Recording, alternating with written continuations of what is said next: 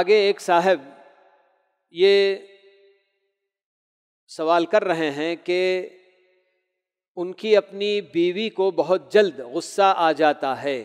اور وہ غصے کی حالت میں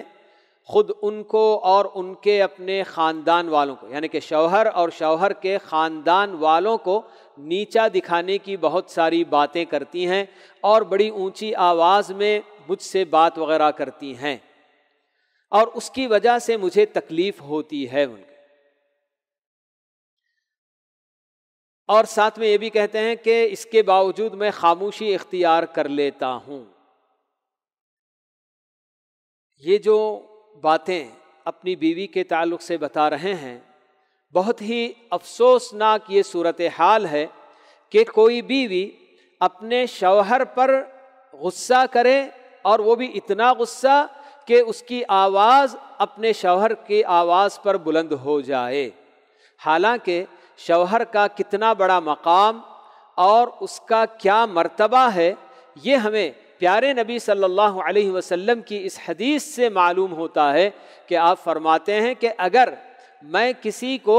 غیر اللہ نے کہ اللہ کے علاوہ کسی اور کے لیے سجدہ کرنے کی اجازت میں اگر کسی کو دیتا تو میں ہر عورت کو اپنے شوہر کو سجدہ کرنے کا حکم دیتا، بلکہ آپ بتا رہے ہیں۔ تو یہ کتنی بڑی بات ہے جس سے شوہر کا مقام اور مرتبہ پتہ چل رہا ہے، اور اس کے علاوہ بھی اور بھی بہت ساری حدیثیں ہیں کہ جن سے ہمیں معلوم ہوتا ہے کہ شوہر یعنی مرد کا مقام کتنا اونچا ہے۔ الرجال قوامون علی النساء، یہ اللہ تعالیٰ کا بھی فرمان ہے کہ مرد حضرات عورتوں پر ان کو جو ہے کیا ہے فوقیت حاصل ہوتی ہے۔ تو ایسے میں جو عورت اپنے شوہر پر غصہ کر رہی ہے اور غصے میں اتنا برا بھلا کہ خود شوہر کو بھی اور شوہر کے پورے خاندان والوں کو نیچا دکھانے کی، تو اس عورت کی جرأت پر ہم کو جو نا کیا کہنا ہے سمجھ میں نہیں آ رہا کہ ایک عورت اپنے شوہر کی اس کو جو نا فرما بردار ہونا چاہیے اور حتی الامکان اپنے شوہر کی اطاعت گزار ہونا چاہیے۔ تو یہ بہرحال بہت سارے گھرانوں میں ہو سکتا ہے کہ اس طرح کی بات پائی جاتی ہو کہ جہاں عورت اس کا اپنا جو نا کیا حکم چلاتی ہے اور شوہر کو بالکل بھی خاطر میں نہیں لاتی۔ ایسے بہت سارے بیچارے شوہر ہوتے ہیں جہاں عورت کے آگے ان کا کچھ چلتا نہیں ہے۔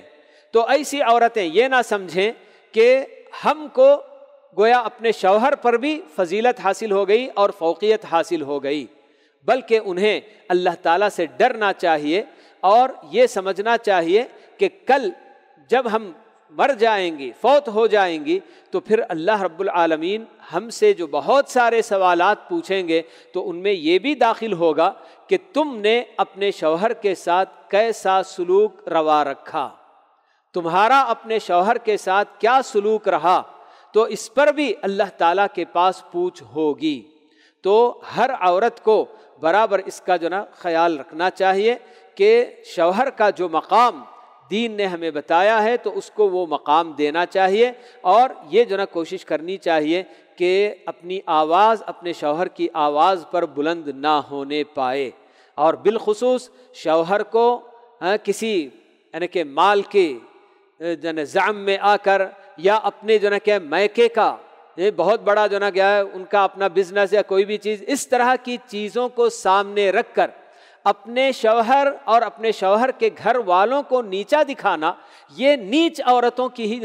حرکت ہو سکتی ہے۔ جو عورت خود نیچ ہوگی اسی کی یہ حرکت ہو سکتی ہے کہ وہ اپنے شوہر کو اور شوہر کے خاندان والوں کو نیچا دکھانے کی کوشش کرتی ہے، ورنہ جو اعلیٰ خاندان والی عورتیں ہوتی ہیں اور جن کے اخلاق اونچے ہوتے ہیں وہ کبھی یہ نہیں چاہے گی کہ میں اپنے شوہر یا شوہر سے وابستہ جو لوگ شوہر کے خاندان والوں کو میں نیچا دکھاؤں۔ یہ کسی خاندانی عورت کی بات ہرگز نہیں ہو سکتی۔ خاندانی عورتیں اپنی جگہ پر سمجھتی ہیں کہ جنک کیا شوہر کی عزت کیا ہوتی ہے، شوہر کے گھر والوں کی عزت کیا ہوتی ہے، لیکن جو عورتیں خاندانی نہیں ہوتی ہیں، نیچ قسم کی ہوتی ہیں، تو ایسی عورتوں کی ہی اس طرح کی حرکتیں ہوتی ہیں کہ وہ اپنے شوہر کو نیچا دکھانے کی کوشش کرتی ہیں اور شوہر کے پورے خاندان والوں کو نیچا دکھانے کی کوشش کرتی ہیں۔ تو بہرحال اللہ تعالیٰ ایسی عورتوں کو ہدایت دے، نیک ہدایت دینے کی ہم جو نا اللہ تعالیٰ سے دعا کریں گے، اور انہیں اپنے شوہر کا مقام پہچاننے کی اللہ تعالیٰ ان کو جو نا توفیق دے، ہدایت دے، اور انہیں اپنے غصے پر قابو پانے کی بھی اللہ تعالیٰ ان کو توفیق نصیب کرے۔ بس